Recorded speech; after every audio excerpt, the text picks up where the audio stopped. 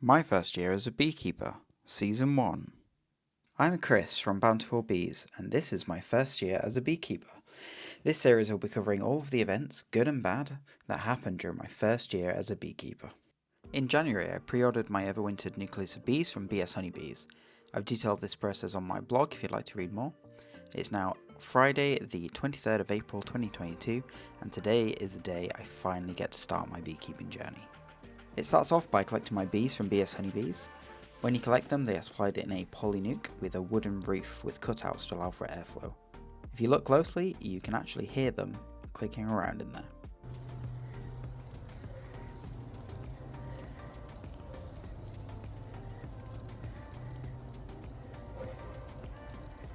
Here is a picture of the roof of the poly nuke. I think it's really interesting, and this is the first time I've been able to see the honeycomb structure up close. At this point, the only thing left to do is to load these into the boot and start the very careful process of driving them home. No one wants a car crash with a car full of bees.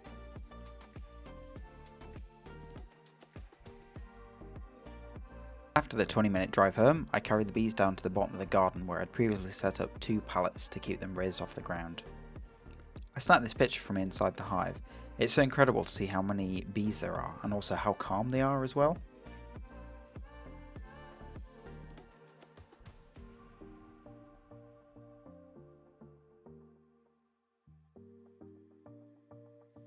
As you can see from this picture, there are still lots of bees on the roof.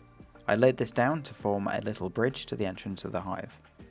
I honestly wasn't expecting to be able to get this close to the hive without a bee suit for the first time, and for them to be this calm.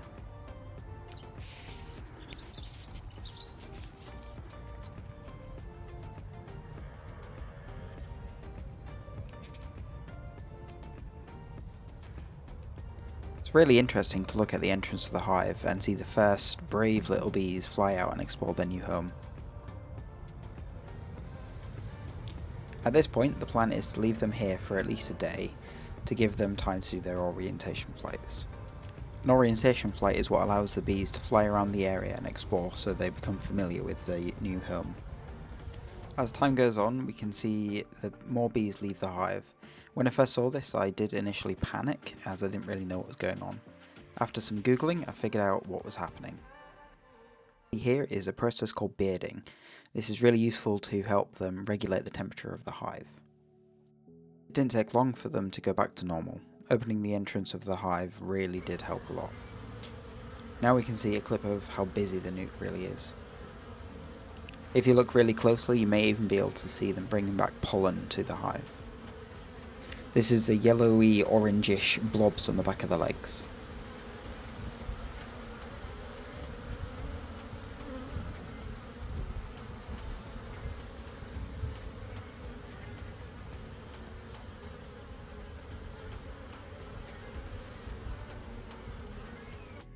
Now it's the following day and it's time to get suited and booted.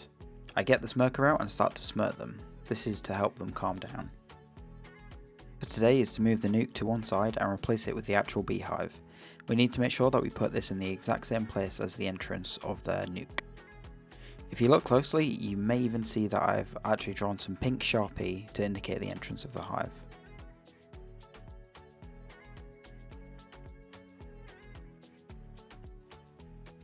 Here you can see that the bees are already flying to the new beehive. This is because it's located where their old home used to be. Our next job is to open the nuke and start the process of transferring all the frames of bees from the nuke to the beehive.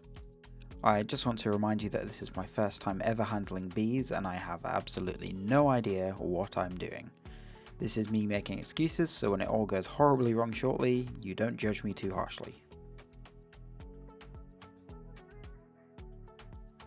As I lift the lid, it became clear that I effed up. What's happened here is that overnight they had managed to stick 3 of their frames to the top of the box. These frames are now hanging from the roof. Before I had a chance to do anything or figure out what to do, they fell. This is complete carnage. The bees are flying everywhere, they clearly have no idea what is going on, and they're really not happy about it. I'm really panicking about this, not really about getting stung or anything like that, it's more about the possible damage that I've done. Are the bees okay? Is the queen okay? Did I kill the queen? No point worrying about this now, all I can really do is continue transferring the frames and hoping that I didn't destroy my colony on the very first day. So I pick up the frames and start moving them over.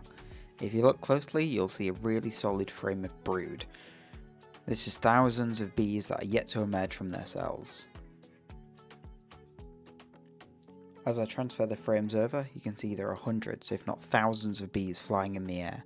This will be a mixture of those returning home from their forage and also those that fell earlier on when the frames fell. As you can see, we still have 3 frames remaining. These are the set that thankfully didn't drop earlier. There are actually quite a few still on the frames, keeping the brood warm. Here is a close-up of the bees on the frame. As you can see, there's quite a lot of brood here.